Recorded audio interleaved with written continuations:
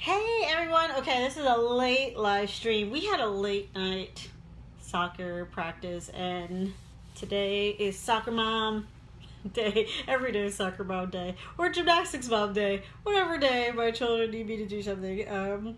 So we had a late night and just getting everyone settled and cleaning up a little bit to the point.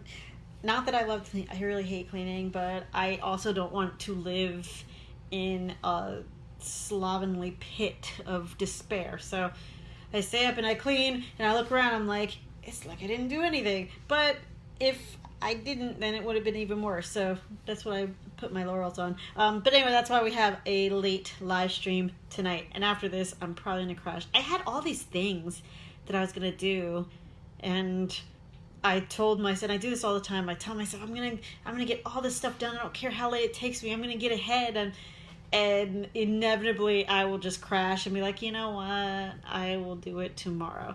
And it's a much better way than how I used to be, just trying to force myself to push through and get on everything. It's like, or you can do what you can and then make sure you budget in time for quiet, for study, for just getting your brain ready for the next day. So that's what I'm going to do. But I said, no, live stream first. Now that I've calmed down from my rant a little bit, if you haven't seen my rant about creative industries, check that one out and get yourself all riled up. The feedback, because people will DM me. You can comment. I love comments too. But people will send me DMs like, right on, like, hey man, I love that. I'm like, okay, well, put it in the comments so we can all get riled up. And I went through this whole thing, so I had a plan. I actually plan out live streams. I have like a whole plan for like my my social media posts and my Instagram posts and Twitter, and just mapping it out week per week. I actually do plan these things out.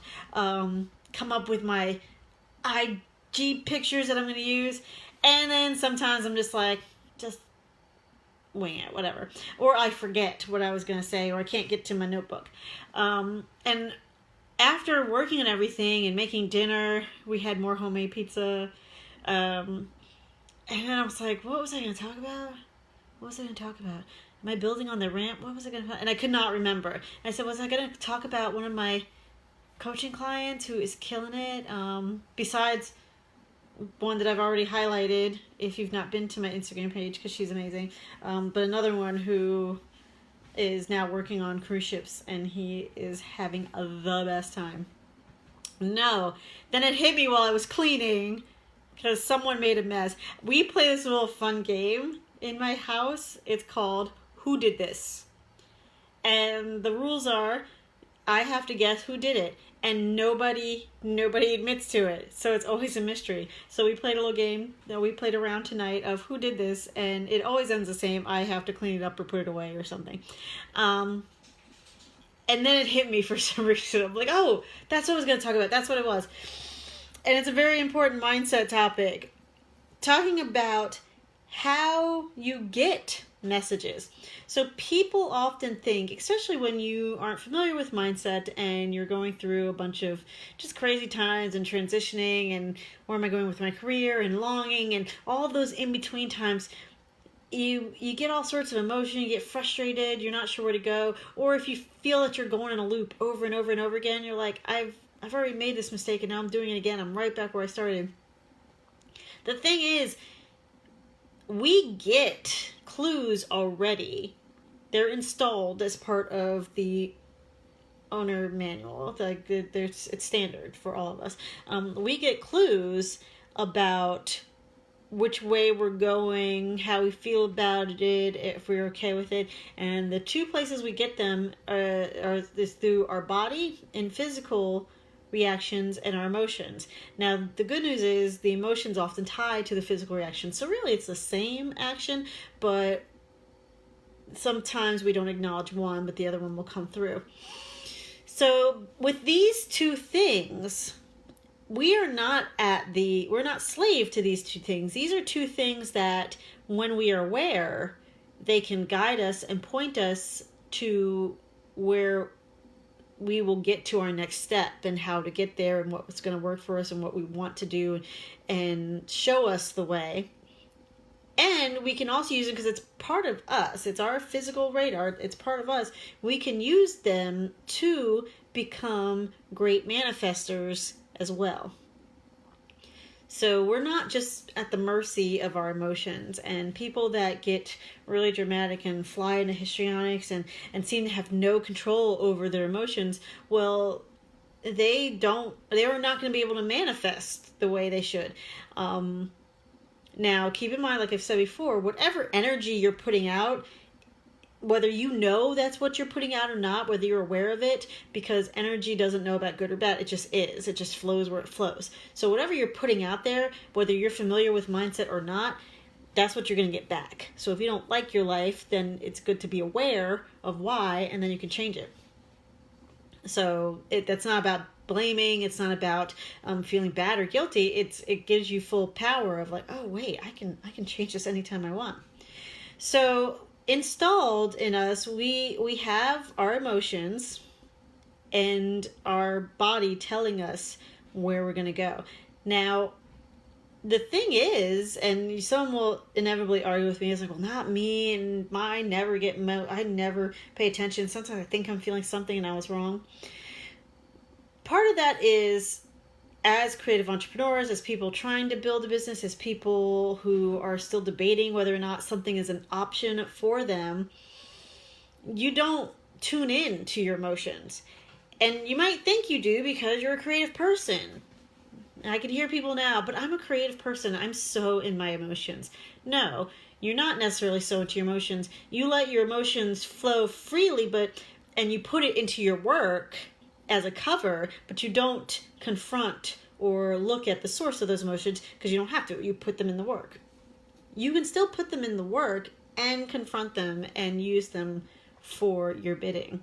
So when you really start to get quiet and pay attention, and there's exercise, I go through a bunch of exercises, so many exercises in my course, because every chapter, every course outline, every video, I don't know what we call it, every section, we focus on mindset, how it relates to business, and I give you exercises around that. And they all come down to putting yourself in a place emotionally when you're ready and prepared for it. So it's in a safe zone. You are ready to take in the information that you're getting, and then start pulling together emotions or start feeding yourself certain sentences or phrases, like things that'll trigger a response from you in your body and your emotional state, and pay attention. And don't move, don't judge, don't try to control it. Just let it happen. And during that time, you start to notice what are the critical phrases, what's the script that you're playing for yourself over and over again, because that's your inner critic and that's the script you're playing nonstop. Plus, you're also going to check in with your body. How do you actually physically feel? Like, in your body, what does sadness feel like? In your body, what does fear feel like? In your body, what does rage and disappointment feel like? What does it feel like for you in your body? And it's different for everyone. So I can guess, but even my best guesses are just going to give something blatantly obvious. And for each of us, there's very subtle differences. And it goes into, one, there are a lot of blatantly obvious somatic reactions to emotions that you can come up with, like, oh, my jaw tenses up, or I can feel that my fists are curling up. And some of those are blatantly obvious, but each person has their own subtle ways. If you're a healthy person and you try to keep your emotions in check, and you live in a society where you can't fly off the handle because you're angry, because you don't want to get fired, or you don't want to ruin a relationship, so we can keep it under control. So a lot of times there's not an outward feeling, but you can feel it because you're living in this body. When we stop and go through the exercise of starting an emotional reaction and then really paying attention to exactly where in our body do we feel that emotion, that is the beginning of starting to make changes. Because from that point out, once you pay attention to it, you create a whole library for yourself of, the owner manual of me. When you come up with a decision, or you meet a person, or you're going down a career path, or you're worrying about audition, whatever it is in life, these decisions that you're making, you can start checking in with your body. And I say that a lot of time, like, check in with your body, check in with your body. I check in with my body like every other second of the day. I'm constantly checking in, because when you know what it feels like, you can check in with your body to see, wait a minute, my gut is telling me, that's your gut. Like, my intuition is telling me, my gut's telling me that this is really ticking me off. Like, this reminds me of a situation I've been in before. Or, I don't know, this is kind of scaring me a little bit. I feel uncomfortable. Just something. Or it's like, that doesn't sound like a great decision, but something in it is just getting me, like, really excited. What is that about? And then you can start to ask questions and feel more confident in the decisions that you're making. And the other part of that is your emotional state. If something all of a sudden is making you just rage and you don't know why, toxic people and toxic situations are great for that. You start off great, but next thing you know, you feel like you're constantly walking on eggshells with this person, or you're afraid to tell this person no. Like, you have this sense of dread or fear, or all of a sudden just seeing them just drains you. You just get really angry and rageful, and you start acting in different ways, and you're like, why though? Why am I acting this way? Because you know something deep down that something is not right with that relationship or that scenario or that situation. And that's where you trust your emotions. Even if at first you're like, I don't know why though. You don't have to know why. There might be, and people get really upset. They're like, I don't know why I don't like that person. That happens a lot. They're like, something about that person just, I don't know, we just don't gel. It doesn't mean that person did anything to you. It doesn't even mean that person is going to do anything to you. They might just remind you of someone that has a lot of similar characteristics. Either way, it might not be someone that you want to hang with and spend time with, and it's okay. It's totally okay. Not all of us gel and work well together for whatever reason. So paying attention to how you actually feel about something, and this is where the body part comes in. I'm also notorious, or I have been in the past. I've convinced myself that situations and relationships were really great, and be like, no, this is gonna be so good. No, they're amazing. No, they're amazing. But in private, when certain certain reactions or certain interactions came up, I would get this sense of anger, or I'd get this sense of fear, or I'd get this sense of frustration all of a sudden. And then comes to find out that because I was trying to convince myself to make this scenario work, because I thought that this would be the solution to whatever it is that I've put out there, but that wasn't authentic. And my body knew, and my emotions knew, but my brain was trying to convince, like, nope, everything is fine. It's like that meme with the little dog sitting around with all the house is on fire and the room is on fire, and they're just sitting there like, no, it's fine. It's fine. Everything's fine. It's fine. It's fine. And that's what a lot of us are doing. We're going through whole lives not doing what we want to do, not trying to find solutions to live the life we want, and we're just saying, like, no, it's fine. This is fine. This is totally fine. Well, if it was fine, you probably wouldn't be listening to this, and you wouldn't be looking at my course, and you wouldn't be needing some help to get you to authentic. It's not fine. You know it's not fine. I mean, how many times have you sat there and said, no, it's fine? Who are you trying to convince?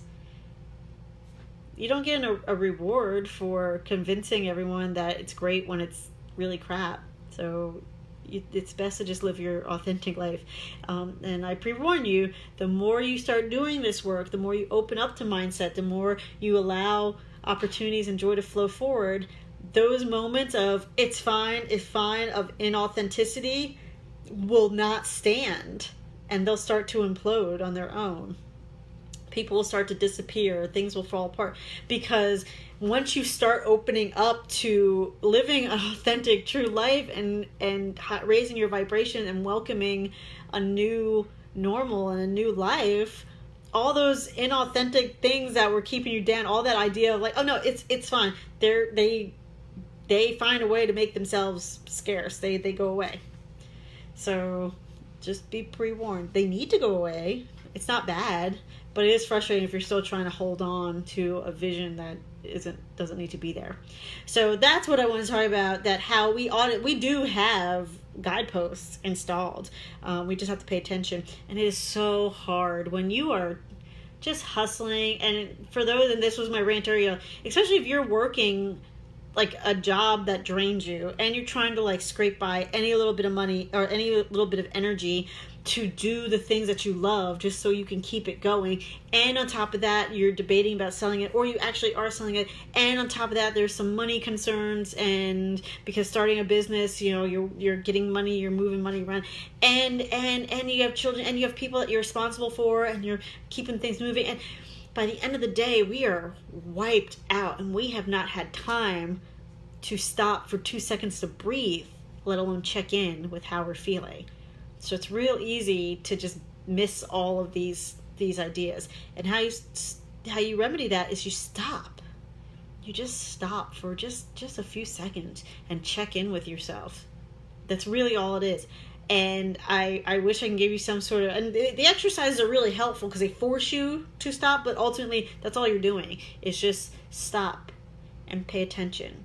Without judgment, without forcing, without anger. Just stop and see what's going on. Just take it in and see what's happening. And if you get into the habit of doing that for short amount of time throughout the day, then it adds up to a big amount of time. And then the times you can devote large swaths of time to just quietly thinking and meditating and taking things in, it's pretty spectacular. So that is your homework assignment. Check in with yourself, with what's going on with you, not what someone told you to, not how someone tried to convince you to feel, not how you should feel or you want to feel, just how you feel emotionally and physically. That's it. That's all you have to do. And that is your homework assignment. See, I'm giving you homework assignment. You haven't even signed up for a course yet and you are getting homework assignments. So lucky. That one's free. But you don't get my coaching on a regular basis, so you don't get the good team vibe. I'm just saying. I'm just giving you a little freebie. All right, I'm gonna go. I am fading. I am gonna get my comfy. Oh, excuse me. See, I'm yawning. I'm gonna go get my comfy PJs on and get myself shut down for the night. And anything that didn't get done, I will do it tomorrow, including the lawn. This lawn situation is gonna dry. I had to call the officer and be like, look, I need a few days and then I will take care of it and it'll be brilliant. And it's funny because I do love gardening and lawn. Like, I love having a beautiful garden. That's my dream. I just haven't gotten around to working on that because I'm like, but I also want to be a baller boss lady. So many choices. All right. I'm gonna go. Stay dry, stay comfy, do your homework, and I'll talk to you later. Bye.